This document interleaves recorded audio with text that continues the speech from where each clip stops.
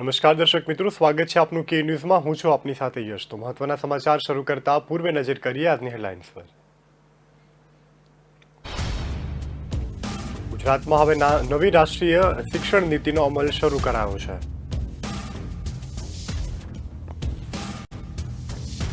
મુખ્યમંત્રી ભૂપેન્દ્ર પટેલની સૌજન્ય મુલાકાત। ભારત સ્થિત ઓસ્ટ્રેલિયન હાઈકમિશનર બેરી રોફેલે ગાંધીનગરમાં મુલાકાત લીધી હતી। અમદાવાદની સાબરમતી નદીના પ્રદૂષણ મામલે ગુજરાત હાઈકોર્ટમાં સખત વલણ દાખવવામાં આવ્યું છે। ગુજરાત ટેકનોલોજીકલ યુનિવર્સિટી અને ભીષ્મ ઇન્ડિક યુનિવર્સિટી ફાઉન્ડેશન દ્વારા કરવામાં આવેલા વેદ ઉપનિષદ ભારતીય વિદ્યાના 12 અભ્યાસક્રમમાં ભારત સહિત અન્ય 5 દેશોના 889 વિદ્યાર્થીઓએ પ્રવેશ મેળવ્યો છે। સેનાએ જમ્મુ અને કાશ્મીરના પૂંછમાં સુરનકોટમાં તનપુરી વિસ્તારમાં આઈઈડી પુનઃ પ્રાપ્ત કર્યું છે। તો હવે જોઈએ સમાચાર વિગતવાર। ગુજરાતમાં હવે નવી રાષ્ટ્રીય શિક્ષણ નીતિનો અમલ શરૂ કરાયો છે। તો આ નવી શિક્ષણ નીતિ અંગે ચર્ચા કરતા શિક્ષણ પ્રધાન જીતુ વાઘાણીની અધ્યક્ષતામાં એક બેઠક પણ મળી હતી। આ બેઠકમાં રાજ્યની તમામ યુનિવર્સિટીઓના કુલપતિ, ઉપકુલપતિઓ, રજિસ્ટ્રાર ઉપસ્થિત રહ્યા હતા। તો નવી શિક્ષણ નીતિમાં તમામ યુનિવર્સિટીમાં એક સરખું માળખું પણ જળવાઈ રહે તે માટે એક ખાસ કમિટીની રચના પણ કરવામાં આવી છે। બેઠકમાં યુનિવર્સિટીના પેન્ડિંગ પ્રશ્નો બાબતે પણ ચર્ચા કરવામાં આવી હતી। તો રાજ્યની યુનિવર્સિટીની પરિસ્થિતિ, પ્રવેશ પ્રક્રિયા, અધ્યાપકોની અછત અને નવી ભરતી સહિતના મુદ્દાઓ પર ચર્ચા પણ કરવામાં આવી હતી। નવી શિક્ષણ નીતિ માટે 7 સભ્યોની કમિટી રચવામાં આવી હતી। આ કમિટી આગામી 15 દિવસમાં એક રિપોર્ટ પણ તૈયાર કરી સરકાર સમક્ષ મૂકવાની છે। તો જેમાં નવા શિક્ષણના નીતિ સામેના વિવિધ પડકારો તથા પ્રશ્નો પણ રિપોર્ટમાં ઉલ્લેખ કરવામાં આવશે। અત્રે ઉલ્લેખનીય છે કે રાજ્યમાં પણ નવી શિક્ષણ નીતિને લઈ અને સંચાલન મંડળ દ્વારા શિક્ષણ બોર્ડ દ્વારા ભલામણો પણ કરવામાં આવી છે। નવી શિક્ષણ નીતિ અંતર્ગત ધોરણ 9 થી 12 ને સળંગ એકમ જાહેર કરી વર્ગ દીઠ 2 શિક્ષકોનો રેશિયો પણ રાખવાની માંગ ઉઠી છે। હાલમાં ધોરણ 10 અને ધોરણ 12 એમ 2 વખત શાળા દ્વારા એલસી આપવા બદલે પણ ફક્ત એક જ વખત ધોરણ 12માં એલસી આપવાની માંગ પણ કરાઈ રહી છે। આ ઉપરાંત ધોરણ 10 અને 12ની પરીક્ષા પણ પદ્ધતિ અત્યારથી જ જાહેર કરવામાં આવે તેવી પણ રજૂઆત કરવામાં આવી રહી છે।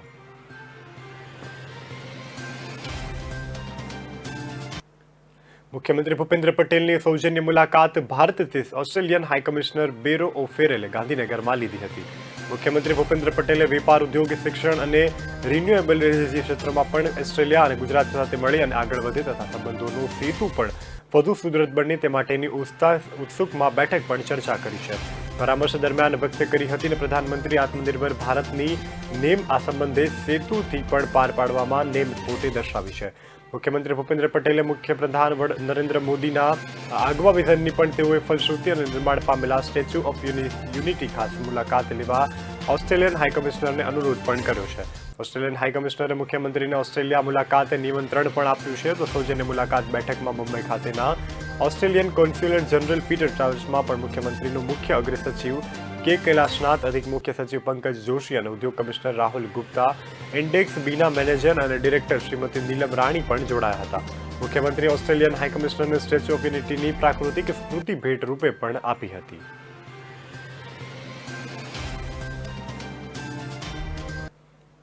હવે વાત કરીએ અમદાવાદની। તો અમદાવાદની સાબરમતી નદીના પ્રદૂષણ મામલે ગુજરાત હાઈકોર્ટે સતત વલણ દાખવ્યું છે।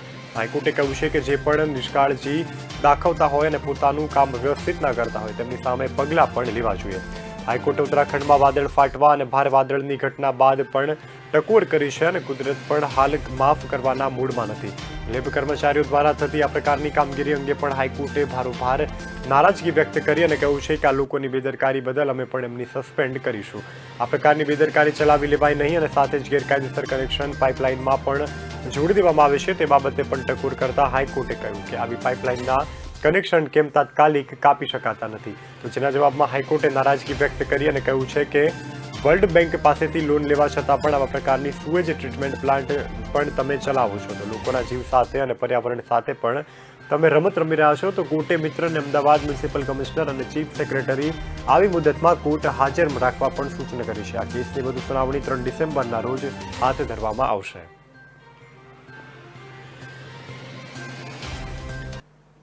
ગુજરાત ટેકનોલોજીકલ યુનિવર્સિટી અને ભીષ્મ ઇન્ડિક્સ ફાઉન્ડેશનના સંયુક્ત ઉપક્રમે શરૂ કરવામાં આવેલા વેદ ઉપનિષદ અને ભારતીય વિદ્યાના 12 અભ્યાસક્રમમાંથી ભારત સહિત અન્ય 5 દેશોમાં 889 વિદ્યાર્થીઓને પ્રવેશ મળ્યો છે. ભારત સહિત સાઉદી અરેબિયા, ઓસ્ટ્રેલિયા, કુવેત અને તાન્ઝાનિયામાંથી પણ કૌટિલ્યન અર્થશાસ્ત્ર અને વેદ ઉપનિષદ અને ભારતીય કલાના કોર્સમાં વિદ્યાર્થીઓએ પ્રવેશ મેળવ્યો છે.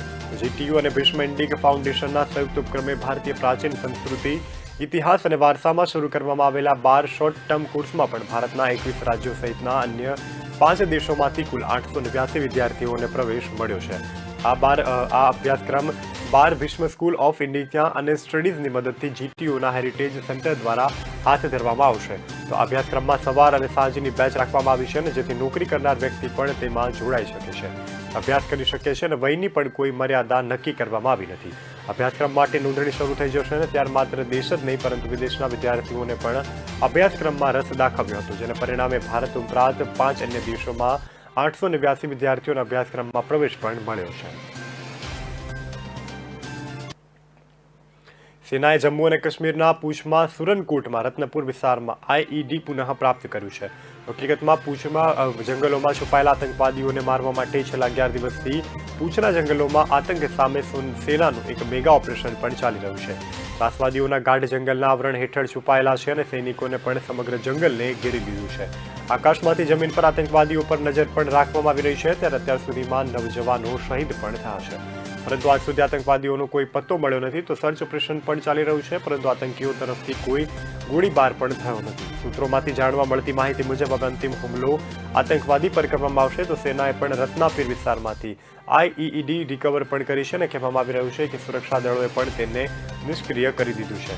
બીજી બાજુ બીએસએફ રોડ અને ઓપનિંગ પાર્ટીએ પણ ગુરુવારે સવારે બરામુલ્લાની ફરિયાદમાં ચકલ ગાત્રુપુરા વચ્ચે પણ નેશનલ હાઈવે 701 પર શંકાસ્પદ આઈઈડી મળી આવી હતી. સુરક્ષાના કારણોસર સેનાના કાફલા સહિતનો ટ્રાફિક પણ બંધ કરાયો હતો. તો બોમ્બ ડિસ્ફોટ કરી ટીમે પણ આર્મી કેમ્પ અને લેગ્નાઇટ સ્થળ પર લઈ જવામાં પણ આવી હતી. પૂંછમાં સેનાનું ભવ્ય ઓપરેશન છેલ્લા 13 વર્ષોમાં સૌથી લાંબી કારીગીરી છે.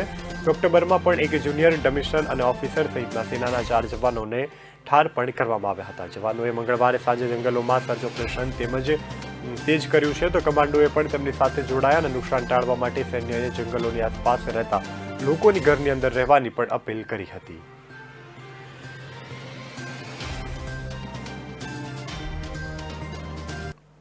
રોકા એક નાનકડા વિરામ માટે. વિરામ બાદ ફરી મળીશું.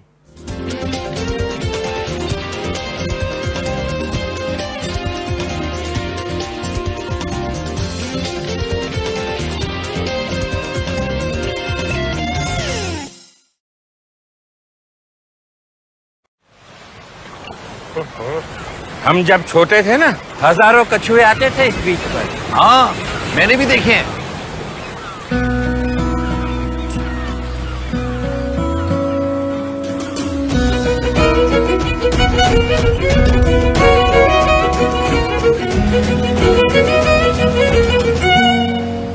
क्या कर रही हो बेटा? कछुओं के लिए जगह बना रही हूँ ताकि वो दोबारा वापस आ सके. मुझे भी तो देखना है कछुए.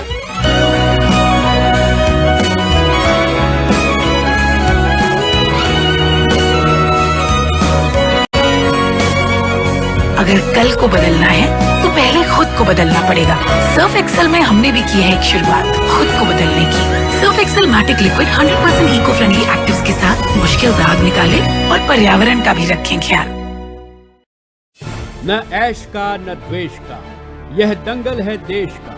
सुलगती समस्याओं के झुलसते सवालों का होगा दंगल देश का. प्रशासन के प्रश्नों को लेकर होगा दंगल देश का. शिक्षा, स्वास्थ्य, समाज, कानून और व्यवस्था के आज क्या है हालात. सोमवार से शुक्रवार रोज रात 8 बजे जलपा क्षत्रिय के साथ दंगल देश का.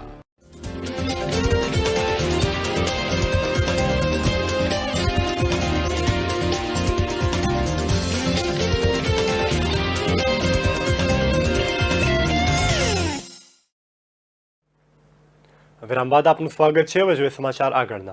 નીતિ આયોગના સભ્ય ડોક્ટર વીકે પોલે કહ્યું છે કે કેન્દ્ર સરકાર પ્રધાનમંત્રી જન આરોગ્ય યોજનાનો વ્યાપાર વધારી રહી છે. તો પીએમજેવાય સાથે અન્ય સરકારી યોજનાઓ પણ જોડાય છે. તો રાજ્ય સરકારોની વિવિધ પહેલ અંગે પણ આ યોજના વિકાસ માટે અનેક સંભાવનાઓ પર વિચાર પણ કરવામાં આવી રહ્યો છે.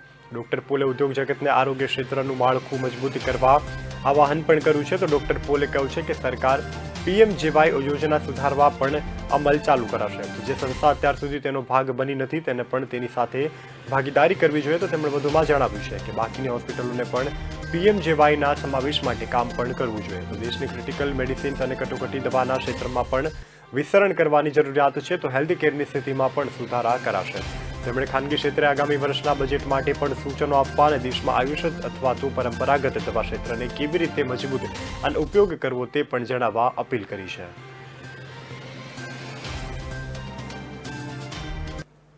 રશિયાના રાષ્ટ્રપતિ વ્લાદિમીર પુતિને 30 ઓક્ટોબર દેશ આખાઈમાં એક અઠવાડિયાની પેડ રજા જાહેર કરવાના સરકારના પ્લાનને મંજૂરી આપી છે. તો જેના વિશે પુતિને જણાવ્યું છે કે તેના મુખ્ય હેતુ લોકોના જીવન અને સ્વાસ્થ્યની સુરક્ષા કરવાનો છે. રશિયામાં કોરોના વાયરસના સંક્રમણ ઝડપથી વધી રહ્યું છે. તો જેમાં છેલ્લા 24 કલાકમાં 1024 લોકોના મૃત્યુ પણ થયા છે. કોરોનાના સંક્રમણ ઘટાડવા માટે રશિયાના રાષ્ટ્રપતિ વ્લાદિમીર પુતિને કર્મચારીઓ માટે એક અઠવાડિયાની પેડ રજાની પણ જાહેરાત કરી છે. પરંતુ એટલું જ નહીં, લોકોએ જવાબદારી સમજી અને વેક્સિન લેવાની પણ તેઓએ અપીલ કરી છે. રાષ્ટ્રપતિ વ્લાદિમીર પુતિને કોરોના વધી રહેલા કેસ સામે વેક્સિનેશનની ધીમી ગતિને જવાબદાર ગણાવી હતી અને રશિયાના સ્પુતનિકને પણ વેક્સિનની ઉપલબ્ધતા છતાં પણ માત્ર 33% લોકો સંપૂર્ણ વેક્સિનેટેડ થઈ શક્યા છે. એવામાં હવે અહીં અઠવાડિયામાં કોરોનાના કેસ પણ ઝડપથી વધી રહ્યા છે. તો રશિયાના રાષ્ટ્રપતિ વ્લાદિમીર પુતિને કહ્યું છે કે તેઓ આ વાતની હેરાન છે કે આટલા લોકો રશિયાના વેક્સિન લેવાનો ઇનકાર કરી રહ્યા છે. ત્યાં સુધી કે તેમના નજીકના દોસ્ત પણ સામેલ છે. તો તેઓએ કહ્યું છે કે આ ગજબ છે કે લોકો શિક્ષિત છે, તેમની પાસે વૈજ્ઞાનિક ડિગ્રી છે અને સમજાતું નથી કે આવું કેમ થઈ રહ્યું છે. પુતિને સતત લોકોને કોરોના વેક્સિન લેવાની અપીલ પણ કરી છે.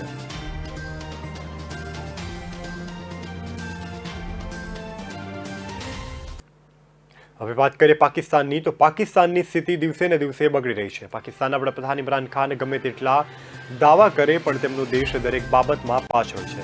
વિદેશીઓ સંસ્થા દ્વારા લોન પર પ્રતિબંધને કારણે પાકિસ્તાન મોટા આર્થિક સંકટમાંથી પસાર થઈ રહ્યું છે. તો પાકિસ્તાનથી ચલણની વેલ્યુ પણ લગભગ ખતમ થવાને આરે છે. અમેરિકી ડોલર સામે પાકિસ્તાની રૂપિયો પણ ઓલ ટાઈમ લો લેવલ પર પહોંચી ગયો છે. તો અમેરિકી ડોલર સામે પણ પાકિસ્તાની ચલણ મૂલ્ય માત્ર $0.058 જ રહ્યું છે. એટલે કે પાકિસ્તાનનો રૂપિયો અત્યારે અમેરિકી ડોલર સામે 173.58 પર ટ્રેક કરી રહ્યો છે. આ ઘટાડો લાંબા સમયથી પણ ચાલી રહ્યો છે. તો અત્યાર સુધીમાં સૌથી નીચું સ્તર પણ કહેવામાં આવી રહ્યું છે. જો તમે પાકિસ્તાની રૂપિયાની તુલના ભારત સાથે કરો તો ભારતીય ચલણ બજારમાં તેની કિંમત ભારતીય રૂપિયાની સામે માત્ર 0.43 પાકિસ્તાની રૂપિયાની આસપાસ છે. તો પાકિસ્તાનની સેન્ટ્રલ બેંક, સ્ટેટ બેંક અને પાકિસ્તાને પણ દેશના વિનિમય દર પરના દબાણોને હળવું કરવા માટે અનેક પગલાં શરૂ કર્યા હતા. તો આ પછી પણ પાકિસ્તાની ચલણનું વમૂલ્ય પણ સુધાર્યું નથી. તો દેશની આર્થિક કટોકટી જોતા ડોલરની માંગ પણ વધી રહી છે, જેને કારણે પાકિસ્તાની ચલણ સામે ડોલર પણ મજબૂત થઈ રહ્યો છે. પાકિસ્તાન દરેક મોરચે નિષ્ફળ સાબિત થઈ રહ્યું છે. તો આ દિવસોમાં પણ દેશ માટે મોટા આર્થિક સંકટનો સામનો પણ કરી રહ્યો છે.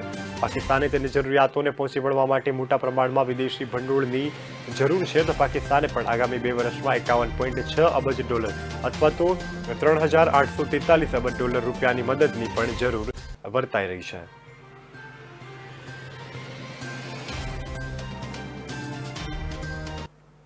આર્યન ખાનની ધરપકડ બાદ હવે ધીમે ધીમે તેના સંપર્કમાં રહેતા અને સ્ટાર કિડ્સ પણ NCBના રડારમાં આવી રહ્યા છે. આ કટોકટીમાં પણ આ ગુરુવારમાં 21 ઓક્ટોબરના રોજ એક્ટ્રેસ તથા પંકી પાંડેને પણ દીકરી અનન્યા પાંડેની પૂછપરછ પણ કરવામાં આવી છે. તો બીજી તરફ બોલાવવામાં તેને કસ્ટડી પોલીસ દ્વારા બોલાવવામાં આવી છે. NCBના કીટના સૂત્રોના મતે આર્યન ખાનના સંપર્કમાં રહેતી પ્રોડ્યુસરની દીકરી, એક્ટરનો ભત્રીજો અને જાણીતા એક્ટરની દીકરી તથા એક્ટ્રેસની બહેન પણ NCBની રડાર પર છે. તો આર્યનની સાથે આ તમામની ચેટ પણ મળી આવી છે. અને જો કે હજુ સુધી એ વાત સ્પષ્ટ થઈ નથી કે આર્યને તેની સાથે ડ્રગ્સ અંગે કોઈ વાત કરી હતી કે નહીં. NCB આર્યનની જે ચેટ મળી છે તે ઘણી જ જૂની છે અને વાત પણ સામે આવી છે કે આમાંથી એક દેશ પણ છોડી દીધો છે. સૂત્રોના મતે આ તમામ આર્યન સાથે વોટ્સએપ ગ્રુપમાં હતા અને આગામી સમયમાં તે NCBમાં આ તમામને પૂછપરછ માટે પણ સમસમાં પાઠવી શકે છે. સુશાંત સિંહ રાજપૂતના ડ્રગ્સ કેસ સામે આવ્યા બાદ પણ કંગના રનૌત, શ્રદ્ધા કપૂર, રકુલપ્રીત સિંહ, દીપિકા પાદુકોણ તથા સારા અલી ખાનને પણ ટાર્ગેટ કરાયા હતા. અને કહ્યું છે કે અમે સ્ટાર કિડ્સના પોતાના મેનેજર પૂછી રહ્યા છે કે આ માલ શું છે અને માલ ક્યાં ગયો છે.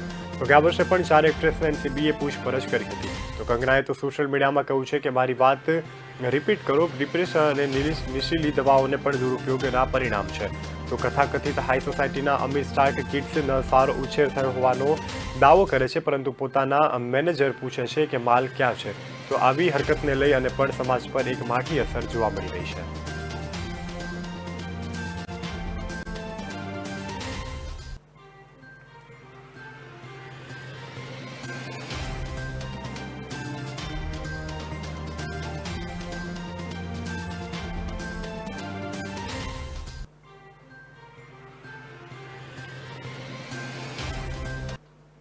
સૌરાષ્ટ્રના પાટનગર રાજકોટમાં નશાની કાળી બજારી ચાલી રહી છે, તો તેનો ખુલ્લેઆમ વેપાર પણ થતો જોવા મળી રહ્યો છે. તો આ વાત સામે આવી ગઈ છે. રાજકોટનો એક ક્રિકેટર ચિઠ્ઠી લખી પોતાનું ઘર છોડી નાસી છૂટ્યો છે, જેથી તેની માતા મીડિયાનો સંપર્ક કરી ન્યાયની માંગ કરી રહી છે. આ અંગે માતાએ પત્રકાર સાથે વાતચીત કરતા જણાવ્યું છે કે મારો પુત્ર તેના મિત્ર સાથે મળી અને સિગરેટની શરૂ કરી અને ડ્રગ્સના નશા સુધી પહોંચ્યો છે. બાદમાં જબરદસ્ત ઇન્જેક્શન આપી વેચાણ કરવા સુધીના દબાણ પણ કરતા હતા. મહિલાએ વધુમાં જણાવ્યું છે કે પરિસ્થિતિ ખૂબ જ ખરાબ છે. 23 વર્ષનો યુવાન દીકરો ડ્રગ્સના રબાડે ચડી જતા આજે ઘર છોડી અને તે નાસી ગયો છે. ડ્રગ્સ માફિયાઓ યુવાનની જિંદગી બગાડી રહ્યા છે અને તમામ ડ્રગ્સ માફિયા સામે પોલીસ કડક કાર્યવાહી કરે તેવી પણ માતા દ્વારા માંગ ઉઠી રહી છે. તો મહિલા વધુમાં જણાવ્યું છે કે દીકરો કહે છે કે માં મને બચાવ, મારા કંઈ કરવું નથી, તું મને આમાંથી બહાર કાઢી દે. પરંતુ ડ્રગ્સ માફિયા મારા પુત્રને તેની ઈચ્છા વિરુદ્ધ ઇન્જેક્શન આપી ડ્રગ્સ આપતા હતા અને મેં પોલીસને તમામ નામો આપ્યા છે. તે પૈકી રૈયાધાર વિસ્તારમાંથી સુધા ધામેલિયાની પણ પોલીસે ધરપકડ કરી છે. જોકે આ બાદમાં પણ સુધાએ ત્યાં ડ્રગ્સનું વેચાણ કરી અને ફરી શરૂ કર્યું છે. તો સુધા ધામેલી સહિત 4 થી 5 ડ્રગ્સ માફિયાના નામ પણ આપવામાં આવ્યા છે, જેમાં સુધા ધામેલિયાની પોલીસે ધરપકડ કરી છે અને સુધાએ ફરી ધંધો કર્યો છે. ઉપરાંત જલાલ મયુર ખત્રી, કૌશિક રાણપરા ઉર્ફે રાજપા સહિતના નામ પણ પોલીસની સમક્ષ હાલ માતા દ્વારા પ્રસ્તુત કરવામાં આવ્યા છે.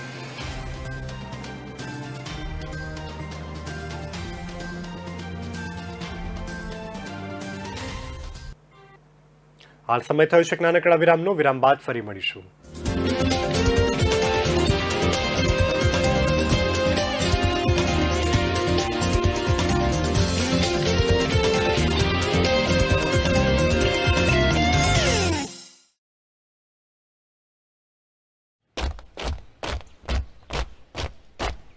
पापा हो या मम्मा हो, पापा हो या मम्मा हो, या मम्मा की अम्मा हो, या मम्मा की अम्मा हो, सबको हम सिखाएंगे, सबको हम सिखाएंगे, बिजली हम बचाएंगे, बिजली हम बचाएंगे.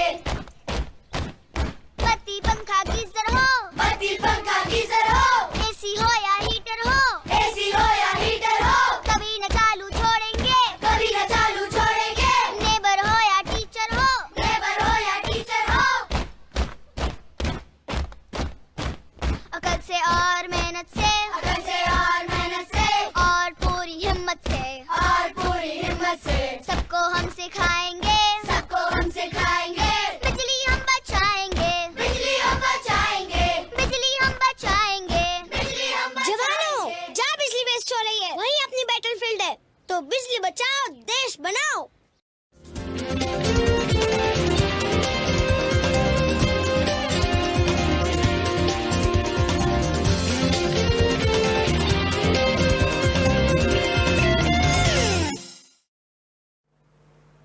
વિરામ બાદ આપનું સ્વાગત છે. હવે જોઈએ સમાચાર આગળના. રાજ્યના ખેડૂતોનો ડેટા એક જ ક્લિકમાં મળી રહે તથા ખેડૂતો સાથે સીધો સંપર્ક થાય તે હેતુથી ગુજરાત સરકાર રાજ્યના 1 લાખ ખેડૂતો સામે વ્યાજ મુક્ત લોન દ્વારા સ્માર્ટફોન ખરીદાવશે. 15,000ની કિંમત સુધીનો ફોન ખરીદવા માટે કોઓપરેટિવ બેંકમાંથી લોન પણ મળશે, જેનું વ્યાજ સરકાર ચૂકવવાની છે. તો ખેડૂતોને હપ્તા ભરવાના રહેશે નહીં. દરેક ખેડૂતો એક અલગ એકાઉન્ટ અને મેન્ટેન કરવા રાજ્ય સરકાર દ્વારા 1 લાખ ખેડૂતોને સ્માર્ટફોન મોબાઈલથી સજ્જ કરવાનું આયોજન છે. આ બાબતે સત્તાવાર જાહેરાત ટૂંક સમયમાં પણ થવાની છે. દરેક જિલ્લામાં ખેડૂતોનો સ્માર્ટફોન અપાશે અને આ માટેની અરજીઓ પણ માંગવામાં આવશે અને પછી તેના આધારે ખેડૂતોને સ્માર્ટફોન અપાશે. આ યોજના કેન્દ્ર સરકારની નો યોર ફાર્મર યોજના હેઠળ તૈયાર થશે. તો આ યોજનામાં 15,000ની કિંમત સુધીનો સ્માર્ટફોન ખેડૂતો પોતાની પસંદગી પ્રમાણે ખરીદવાનો રહેશે. આ માટે આઈપોલેટ દ્વારા અરજીમાં પણ માંગવામાં આવશે અને 1 લાખ કરતાં વધારે અરજી પણ આવશે તો તેનો ડ્રો પણ થવાનો છે. તો ડ્રોમાં જે ખેડૂતની પસંદગી થશે તે ખેડૂતને મોબાઈલ ફોન અપાશે અને મોબાઈલ માટેનું ધિરાણ પણ કોઓપરેટિવ બેંક દ્વારા કરવામાં આવશે. તેના હપ્તા ખેડૂતોને ચૂકવવાના રહેશે નહીં, પરંતુ વ્યાજ રૂપિયા 15,000 જેટલા સરકાર ભોગવી લેવાની છે. તો ખેડૂતની વ્યક્તિ દીઠ જોઈએ તો મળવાની પણ મુશ્કેલી બને છે. આથી દરેક ખેડૂતનો મોબાઈલના નંબરના આધારે એક એકાઉન્ટ પણ બનાવી દેવામાં આવશે. એકાઉન્ટમાં ખેડૂતની તમામ વિગતને મેન્ટેન કરાશે. જ્યારે કોઈ પણ માહિતી જોઈએ તો તાત્કાલિક સીધી કૃષિ વિભાગમાંથી જ મેળવી શકાશે. એટલા માટે આ સ્માર્ટફોનના આધારે એકાઉન્ટ પણ તૈયાર થશે. તો કેટલાક ખેડૂતો કયો પાક વાવ્યો હતો, કેટલા ખેડૂતોને કેટલી સબસિડી મળી હતી અને કેટલાને નથી મળી, પાકલક્ષી હવામાનના સંદેશ જેવી અનેક બાબતો પણ તાત્કાલિક મળી રહે તે માટે આ સ્માર્ટફોન આપવાની સરકારની યોજના છે.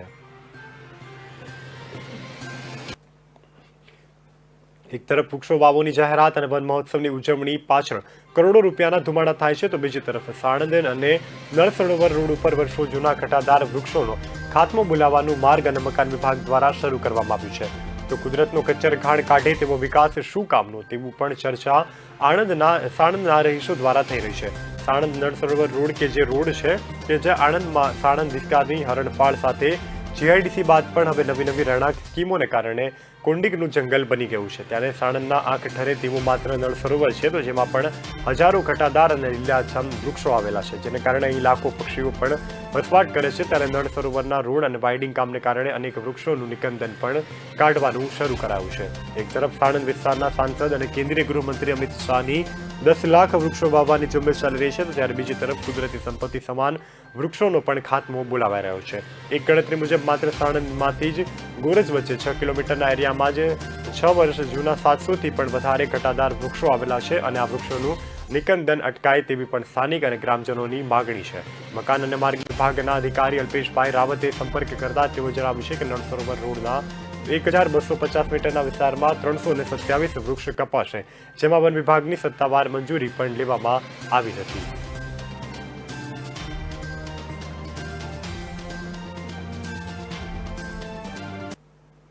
સીએનજી ગેસમાં છેલ્લા 6 દિવસમાં ₹6નો ભાવ વધારો થયો છે, તો સીએનજીની સાથે પેટ્રોલ અને ડીઝલના ભાવમાં પણ સતત વધારો જોવા મળી રહ્યો છે. હવે આ મોંઘવારીનો માર પ્રજાજનોની પીઠ પર એવો મોંઘો પડવાનો છે કે આગામી દિવાળીનો તહેવાર પણ લોકો મોંઘવારીના મારમાં ઉજવશે. મોંઘવારી દરેક ક્ષેત્રમાં હાલ વધી રહી છે, તો સાથે ટ્રાન્સપોર્ટરોને પણ આર્થિક બોજો પડી રહ્યો છે. ગુરુવારે પેટ્રોલમાં લીટર 34 પૈસા અને ડીઝલમાં 38 પૈસાનો ભાવ વધારો થયો છે, તો સીએનજી પંપના સંચાલકે નામ નહીં આપવાની શરતે પણ કહ્યું છે. અગાઉ 30 સપ્ટેમ્બરના રોજ ₹56.30 ભાવ હતો, તો આ પછી 1 ઓક્ટોબરથી 21 સુધીમાં ₹6.69નો ભાવ વધારો થયો છે. 18મીએ ₹1.5નો ભાવ વધારો થતાં સીએનજીનો ભાવ પણ 62.99એ પહોંચ્યો છે, તો સીએનજીમાં પણ સતત ભાવ વધી રહ્યો છે. એક સંચાલનના જણાવ્યા મુજબ આગામી દિવાળી સુધીમાં ભાવ વધારાની શક્યતા છે, તો ટ્રાન્સપોર્ટ સીએનજી ભાવ વધારાની સામે ભાડાના દરમાં પણ વધારો કરવાની માંગ કરી રહી છે.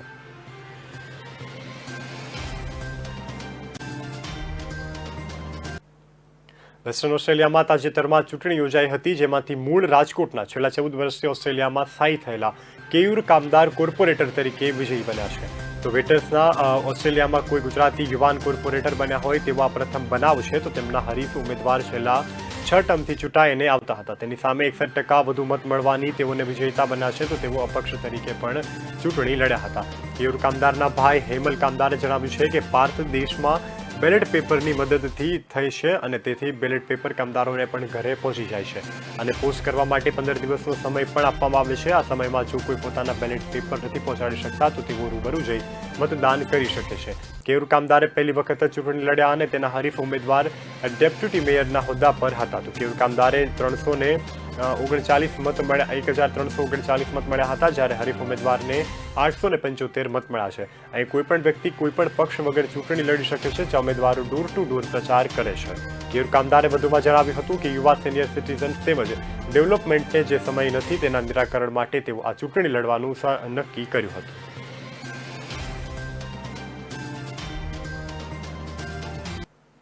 તો હાલ સમાચારોમાં બસ આટલું જ. વધુ સમાચાર માટે જોડાયેલા રહો કે ન્યૂઝ સાથે. નમસ્કાર.